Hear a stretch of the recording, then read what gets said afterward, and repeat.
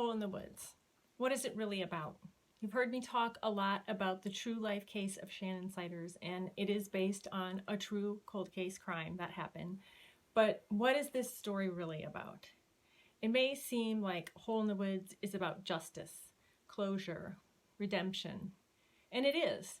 But at its core, Hole in the Woods is about belonging. Hole in the Woods begs one of the greatest questions we all ask at some point in our lives. How do we find hope when a great evil or suffering befalls us or a loved one? The best answer I have found is this. We find hope when we choose not to suffer alone. We find hope when we belong to something greater than ourselves. We were created for community and connection. And when we connect and contribute to one another, we build trust, and we begin to belong to one another in a deeper way.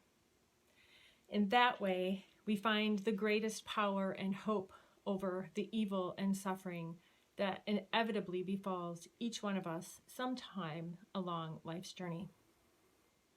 When we choose to step outside ourselves and sacrifice our time and attention to be present for one another, we start to belong to something greater than ourselves. We belong to each other. And in this, we become truly grounded in sacrificial love, agape love, the deepest kind of love there is. And this agape love always points to hope and redemption.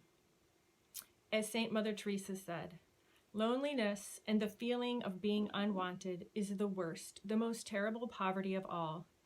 If we have no peace, it is because we have forgotten that we belong to each other.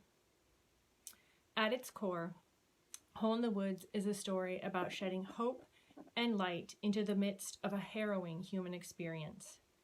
A story where a small handful of unlikely people come together, contribute to a common cause, and end up sharing in each other's suffering. In that type of belonging, love and hope always win.